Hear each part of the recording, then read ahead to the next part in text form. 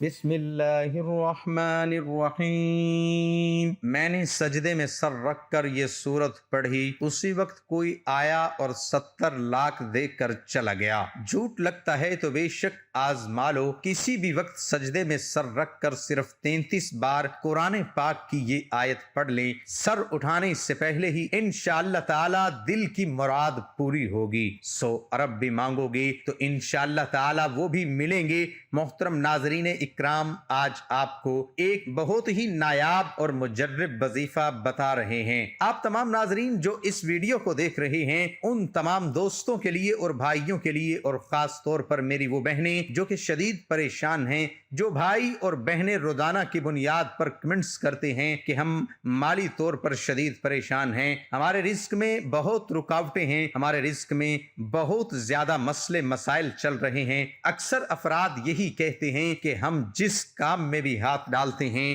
اسی کام میں ہمیں نقصان ہی ہوتا ہے، ہمارا رزق جو ہے وہ بالکل بند ہو چکا ہے، کوئی راستہ ہمیں سمجھ ہی نہیں آتا، ہمیں بتائیے کہ ہم کریں تو کیا کریں، ہم کون سا وظیفہ پڑھیں، ہم سارے وظائف بھی پڑھتے ہیں لیکن ہمارا کوئی وظیفہ اثر ہی نہیں کرتا۔ ناظرین اکرام، آج ان تمام دوستوں کے لیے اور بھائیوں اور بہنوں کے لیے انتہائی خاص اور مجرب، آزمودہ اور مستند وظیفہ بتانے لگا ہوں۔ رزق اور دولت کے جتنے بھی مسائل ہیں سارے حل ہو جائیں گے اور سب بند دروازے کھل جائیں گے، اور انشاءاللہ جو لوگ قرضوں میں ڈوبے ہوئے ہیں، جن لوگوں کا بال بال قرضوں میں ڈوبا ہوا ہے، ان کا سارا قرض بھی اتر جائے گا۔ جو بندہ نوکری کے لیے شدید پریشان ہے، رزق کے جتنے بھی مسائل ہیں، ان سب مسائل کے لیے آپ جب بھی یہ عمل کریں گے تو اس مسئلے کو ذہن میں رکھتے ہوئے کریں۔ یہ بے حد خاص اور مجرب وظیفہ ہے۔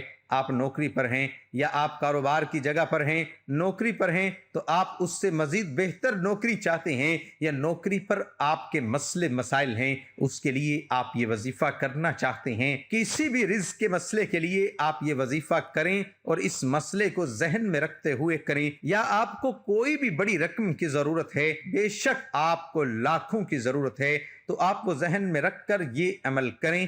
آپ کو اس عمل کرنے سے پہلے نیت لازمی کرنی ہے کہ مجھے فلاں کام ہے، اے اللہ پاک مجھے اتنی رقم مل جائے۔ آپ کو اللہ پاک اس سے کئی گنا زیادہ عطا فرمائے گا۔ ہمارے اس وظیفے کو جس بھائی یا بہن نے بھی کیا، اس نے اس وظیفے کو اپنا روزمرہ کا معمول ہی بنا لیا۔ اس وظیفے کے اتنے فوائد ہیں کہ انہوں نے جب بھی یہ وظیفہ کیا، اس کے فوائد اس کو اتنے ملے کہ اس نے پھر اپنی زندگی میں کبھی یہ وظیفہ چھوڑا ہی نہیں، اس نے ساری زندگی پھر یہ وظیفہ کرنے کی عادت بنا لی۔ محترم ناظرین اکرام، میرے کسی بھائی یا بہن نے کبھی جائز مراد مانگی ہو جو پوری نہ ہوئی ہو تو عشاء کی نماز مکمل پڑھ کر صرف سجدے میں سر رکھ کر یہ آیات 33 بار پڑھ لے، جو کچھ بھی دل کی جائز حاجت ہوگی وہ پوری ہوگی۔ ناظرین اکرام، کوشش کریں کہ یہ آیات 5 وقت کی نماز پڑھنے کے بعد ہر روز کر لیں تو وہ زیادہ بہتر رہے گا۔ آپ نے بس کرنا یہ ہے کہ ہر نماز کے بعد مرد حضرات تو مسجد میں ہی یہ عمل کریں، لیکن جو میری بہنیں یہ عمل کریں گی وہ گھر میں ہی اس طریقے سے یہ عمل پڑھیں۔ یہ نہایت ہی آسان عمل ہے۔ آپ نے یہ عمل سجدے میں سر رکھ کر پڑھنا ہے، پھر اللہ تعالیٰ سے وہ مراد یا وہ حاجت مانگنی ہے جس کے لیے آپ یہ عمل کر رہے ہیں۔ انشاءاللہ اللہ پاک آپ کی ہر دلی مراد فوراً قبول کرے گا، بلکہ اللہ تعالیٰ آپ کے تمام دکھ درد اپنے فضل و کرم سے دور کر دے گا، اور گارنٹی ہے کہ جو یہ عمل کرے گا اس کو انشاءاللہ فائدہ ہی فائدہ ہوگا، اور وہ حیران رہ جائے گا۔ نبی پاک صلی اللہ علیہ وآلہ وسلم کی ایک حدیث شریف سے یہ وظیفہ بتایا جا رہا ہے، اور مزید وضاحت کر دیں کہ یہ قرآنی سورت کا وظیفہ ہے اور انتہائی طاقتور وظیفہ ہے۔ انشاءاللہ اس عمل سے رزق کی بارش بھی ایسے ہوگی کہ آپ خود دنگ رہ جائیں گے، بلکہ ہم کہیں گے کہ یہ بہت ہی پاورفل عمل ہے۔ اس عمل کو جس بھی بھائی یا بہن نے پڑھا ہے انہوں نے کامیابی ہی حاصل کی ہے۔ یہ سورۃ فاتحہ کا عمل ہے، آپ یہ عمل مکمل توجہ سے سن لیں۔ اس سورۃ فاتحہ میں 7 آیتیں ہیں۔ مختلف دینی کتابوں میں حوالہ ملتا ہے کہ ابلیس بھی اپنی پوری زندگی میں ابھی تک صرف 4 مرتبہ رویا ہے، اور اس نے خوب آنسو بہائے ہیں۔ ایک اس وقت جب اس پر رب کی لعنت ہوئی، نمبر 2 اس وقت جب آدم علیہ السلام کی توبہ اللہ تعالیٰ کی بارگاہ میں قبول ہوئی۔ نمبر 3 اس وقت جب حضور اکرم صلی اللہ علیہ وآلہ وسلم کو اللہ تعالی نے اپنا آخری نبی اور رسول بنایا۔ نمبر 4 اس وقت جب یہ سورت یعنی سورت فاتحہ نازل ہوئی۔ اب یہی سورت یعنی سورت فاتحہ ہی ابلیس کی راہ میں سب سے بڑی رکاوٹ ہے۔ اس کے علاوہ سورہ فاتحہ کے بہت سے فضائل احادیث مبارکہ میں وارد ہیں جو علماء اکرام نے تفاسیر میں سورت فاتحہ کے تحت بھی ذکر فرمائے ہیں۔ ان فضائل میں سے چند درج ذیل ہیں۔ سورت فاتحہ 7 آیتوں پر مشتمل ہے، جن میں سے پہلی 3 آیات میں اللہ تعالیٰ کی حمد و ثنا ہے اور آخری 3 میں انسان کی طرف سے دعا و درخواست کا مضمون ہے جو رب العزت نے اپنی رحمت سے خود ہی انسان کو سکھایا ہے۔ اور درمیانی ایک آیت میں دونوں چیزیں مشترک ہیں، کچھ حمد و ثنا کا پہلو ہے، کچھ دعا و درخواست کا۔ صحیح مسلم میں روایت حضرت ابو ہریرہ رضی اللہ عنہ سے منقول ہے کہ رسول اللہ صلی اللہ علیہ وسلم نے فرمایا کہ حق تعالیٰ نے فرمایا ہے کہ نماز یعنی سورت فاتحہ میرے اور بندے کے درمیان 2 حصوں میں تقسیم کی گئی ہے، نصف میرے لیے ہے اور نصف میرے بندے کے لیے، اور جو کچھ میرا بندہ مانگتا ہے وہ اس کو دیا جائے گا۔ پھر رسول اللہ صلی اللہ علیہ وسلم نے فرمایا کہ بندہ جب کہتا ہے الحمدللہ رب العالمین تو اللہ تعالیٰ فرماتا ہے کہ میرے بندے نے میری حمد کی ہے، اور جب وہ کہتا ہے الرحمن الرحیم اللہ تعالیٰ فرماتا ہے میرے بندے نے میری تعریف و ثنا بیان کی ہے، اور جب بندہ کہتا ہے مالک یوم الدین تو اللہ تعالیٰ فرماتا ہے کہ میرے بندے نے میری بزرگی بیان کی ہے، اور جب بندہ کہتا ہے ایاک نعبد و ایاک نستعین تو اللہ تعالیٰ فرماتا ہے یہ آیات میرے اور میرے بندے کے درمیان مشترک ہے، کیونکہ اس میں ایک پہلو حق تعالیٰ کی حمد و ثنا کا ہے اور دوسرا پہلو بندے کی دعا و درخواست کا۔ اس کے ساتھ یہ بھی ارشاد ہوا کہ میرے بندے کو وہ چیز ملے گی جو اس نے مانگی۔ پھر جب بندہ کہتا ہے اہدنا الصراط المستقیم آخر تک تو حق تعالیٰ فرماتا ہے کہ یہ سب میرے بندے کے لیے ہے اور اس کو وہ چیز ملے گی جو اس نے مانگی۔ رسول کریم صلی اللہ علیہ وسلم نے فرمایا کہ قسم ہے اس ذات کی جس کے قبضے میں میری جان ہے، سورت فاتحہ کی نظیر نہ تو تورات میں نازل ہوئی، انجیل اور زبور میں، نہ خود قرآن کریم میں کوئی دوسری سورت اس کی مثل ہے۔ نیز نبی کریم صلی اللہ علیہ وآلہ وسلم نے فرمایا کہ سورت فاتحہ ہر بیماری کی شفا ہے۔ سورت فاتحہ کے مختلف نام ہے۔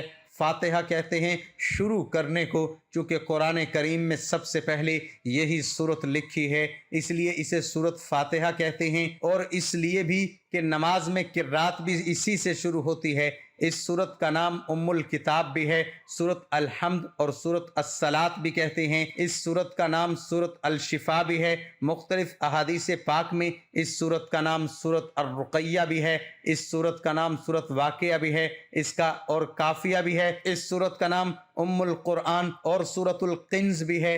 نبی پاک صلی اللہ علیہ وسلم کا ارشاد ہے کہ مجھے عرش کا خزانے سے 4 چیزیں عطا کی گئیں، اس خزانے سے 4 چیزوں کے علاوہ اور کوئی چیز دوسرے کو نہیں دی گئیں، اور وہ 4 چیزیں یہ ہیں: نمبر 1 ام الکتاب سورت فاتحہ، نمبر 2 آیت الکرسی، نمبر 3 سورت البقرہ کی آخری آیتیں سورت کوثر۔ لہٰذا آپ کو اگر کوئی بھی مسئلہ ہے یا اگر کسی نے جائز مراد مانگی ہے پوری نہ ہوئی ہو تو ہر نماز کے بعد مرد حضرات مسجد میں اور عورتیں اپنے اپنے گھروں میں ہی سورت فاتحہ اس طریقے سے پڑھیں کہ باوضو ہو کر پہلے 2 رکعت نماز صلاۃ الحاجات پڑھیں، پھر سلام پھیرنے کے بعد سجدے میں چلے جائیں اور سجدے میں ہی 1 مرتبہ بسم اللہ الرحمن الرحیم پڑھ لیں، پھر 7 مرتبہ آپ نے درود ابراہیمی پڑھنا ہے، پھر آپ سورت فاتحہ پڑھنی شروع کریں، لیکن جو ہی آپ ایاک نعبد و ایاک نستعین پر پہنچے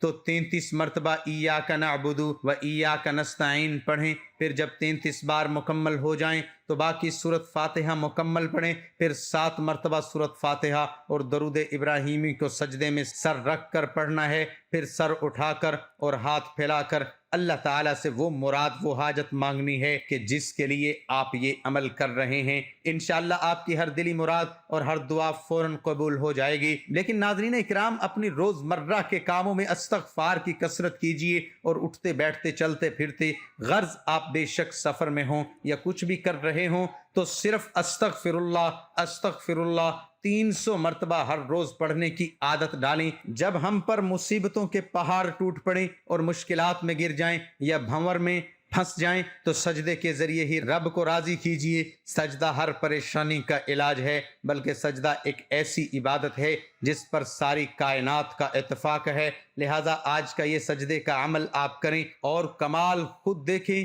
سخت حاجت کے لیے اور قحط سالی دور کرنے کے لیے سجدے میں سر رکھ کر سورۃ فاتحہ کی یہ آیات کا عمل بہت ہی مجرب ہے۔ فرمان نبوی صلی اللہ علیہ وآلہ وسلم کا مفہوم ہے کہ سجدے کی حالت میں بندہ اپنے رب کے قریب ترین حالت میں ہوتا ہے، اس لیے سجدے سے دعا کیا کرو۔ مسلمان تو سجدے کے دوران ہی آسمان کی بلندیوں اور وسعتوں میں پہنچ جاتا ہے اور اپنے رب کے بہت قریب ہوتا ہے۔ لہٰذا آج کا یہ عمل اس وقت کریں جب آپ پر مصیبتوں کے پہاڑ ٹوٹ پڑیں، آپ مشکلات میں گر جائیں، آپ بھنور میں پھنس جائیں، تو دن میں کسی بھی وقت گھر یا مسجد کے صحن میں قبلہ رخ ہو کر سجدے میں سر رکھ کر سورۃ فاتحہ کی یہ آیات 33 بار پڑھیں۔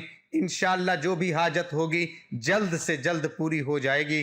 مقصد کے حصول تک عمل کو روزانہ مستقل جاری رکھیں کہ اللہ تعالیٰ سجدے کے دوران دعا کرنے والوں کے زیادہ قریب ہوتا ہے اور وہ باتیں کرنے والوں کی دعا قبول کرتا ہے، اور اللہ تعالیٰ سے امید لگانے والوں کی اللہ لازمی سنتا ہے۔ جو بھی اللہ کے قریب ہو تو وہ اللہ کے ہاں وافر نوازشیں اور بلند مقام پاتا ہے۔ لیکن ناظرین اکرام، حقوق العباد لازمی خیال کیجئے اور حقوق اللہ کا بھی خیال رکھیے، کیونکہ اللہ کبھی حقوق العباد کی تلفی کرنے والے کو پسند نہیں فرماتا۔ قیامت کے دن اللہ پاک اگر چاہے گا تو اپنے حقوق تو معاف فرما دے گا، مگر حقوق العباد یعنی اللہ کی مخلوق کے حقوق جو آپ نے دنیا میں ادا نہیں کیے ہوں گے ان کو معاف نہیں فرمائے گا، ان پر آپ کو لازمی سزا دی جائے گی اور آپ کی نیکیوں سے ان کے حقوق کو ادا کیا جائے گا۔ اگر نیکیاں نہیں ہوں گی تو متاثرہ فریق کے گناہ اس کے سر ڈال دیے جائیں گے۔ آخر میں دعا ہے کہ اللہ تعالی ہمارے اس وظیفے میں کی گئی کسی بھی قسم کی کوئی کمی کوتاہی کو اپنے پیارے حبیب